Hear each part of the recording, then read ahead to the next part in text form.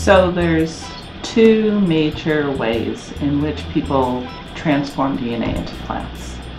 One is to take very tiny gold particles and coat them with the DNA that you want to introduce into a plant species.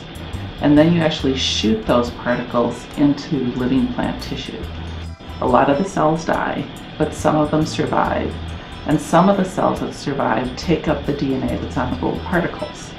And then you can regenerate plants from those transformed cells and have a transgenic plant. The other approach that is preferable because it's easier is to use a bacterium, Agrobacterium tumefaciens, that has evolved the natural ability to transfer some of its DNA to plants that it associates with. So this is a process that evolved in nature long before we wanted to introduce genes into plants. And so the approach that people use is to introduce the genes that they want to introduce into a plant species into the bacterium, and then let the bacterium do the work for them and transfer those genes into a plant. The big concern is just allergens. If you're allergic to peanuts and someone, a company creates a product that has a gene in it that keeps peanuts from molding, but will keep this certain plant from molding or this certain crop from molding, they put that in there. Someone eats it who does have a peanut allergy or a wheat allergy or whatnot.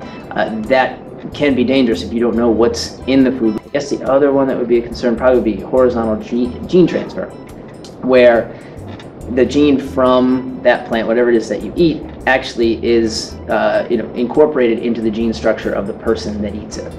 And studies, there are a couple different studies out there that show that horizontal gene transfer can be bad for people with certain health risks or people who had intestinal operations or whatnot, but it isn't a guarantee, and in most healthy population it hasn't happened, but it doesn't mean it can't.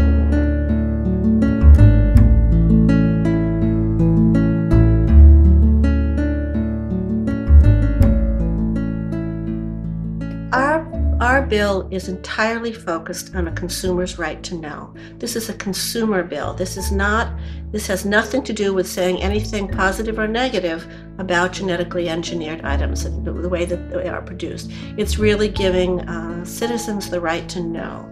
And we found that there are many citizens that do want to know, and they want to know for a variety of reasons. Some want to know because they have health concerns, allergy concerns. Some are some people are comfortable with genetic engineering.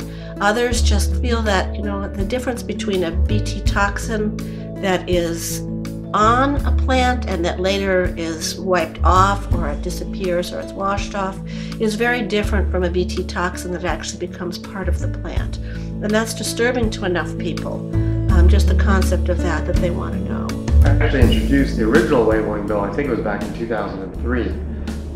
That bill at the time was a bit ahead of its time, and there were some legal questions whether we even had jurisdiction to do that. And then it was more recently, in actually the one term I wasn't serving, that the Vermont House eventually started working on a bill again. And I really helped spearhead both a lot of the political discussion in the building as well as strategic discussions within the building, hand in hand with the grassroots organizations and everyday citizens who wanted to have this information and who felt like we had a justifiable reason for this information. So in the legislative process, as legislators, we meet with the lawyers who work for the legislative body and tell them, we would like a bill that does this, in essence, a bill that does require labeling. And they will often create the legislative legal law terminology, and then we'll come back and say, well, do you want to include this or not include that? Or if you do it this way, it might bump into federal law. If you do it this way, it might bump into this kind of resistance legally. So you talk back and forth with the lawyers to try to draft a bill that legally is sound. One of the things that you find when you go to the State House is you go thinking you're going to make these big changes, and then you find out that actually the ship of government is a very slow-moving ship. And to turn that ship, you're not going to be turning at 90, 180 degrees the way you think it's going to be when you start out as a citizen legislature, and find out that you really just tick it away at small pieces.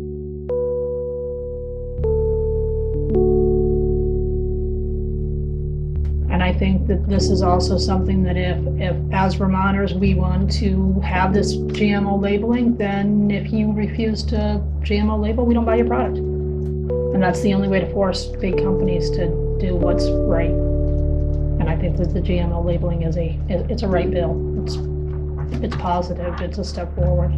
I think from the general public, it's been very, very positive.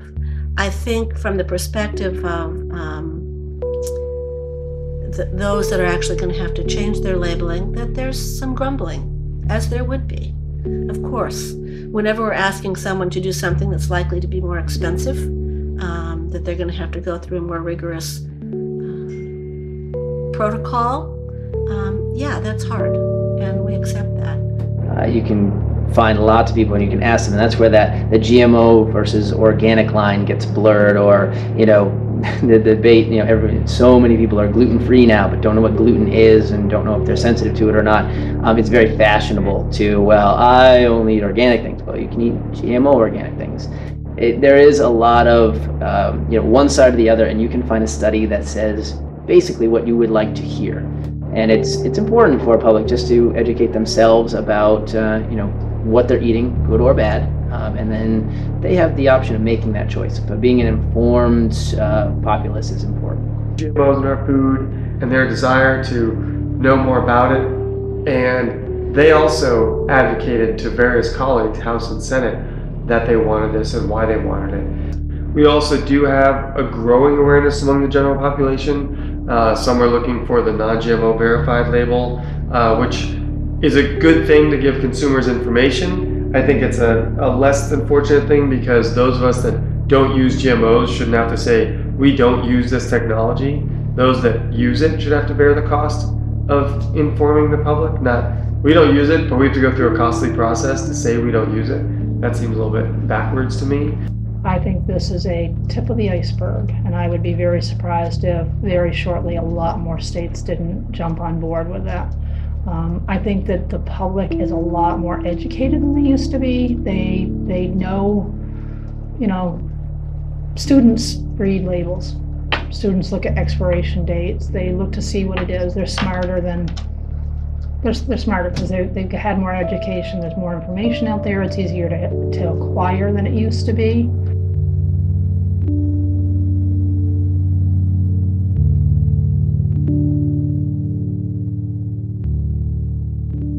There are some studies out there that do show reason for concern. The arguments that come forward is that people say that getting rid of, removing GMOs would increase pesticide use.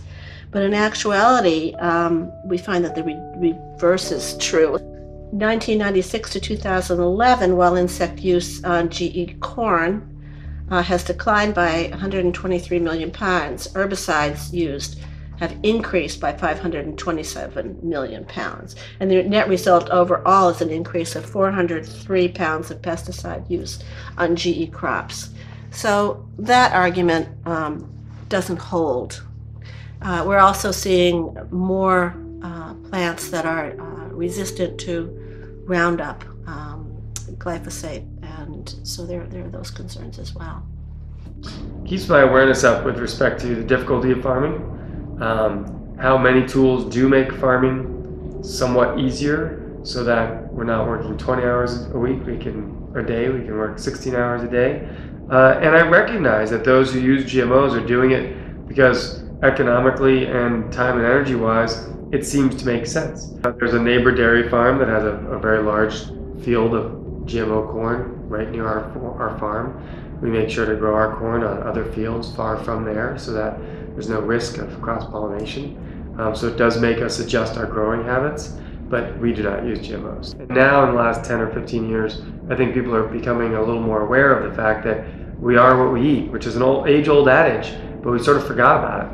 It would be like, and I'm not saying GMOs are arsenic, but it'd be like a company putting arsenic in something and not labeling it, and then saying, oh my God, all these people are dead. Not that I'm saying GMOs kill people. I'm not saying that. I'm saying we don't know enough about GMOs. At the end of the day, this is a consumer right to know bill. Transparency is a critical part of democracy. Without that transparency, we can't build trust. It's so great to know that the FDA is there to inspect food and label food and let us know what is in it. It makes me confident as I travel around the country, knowing that that's in place. It builds trust. But to fight the transparency on this, I take issue with that, and I think that they got on the wrong side of that. Just tell us. People will make a choice. No one's telling you that you can't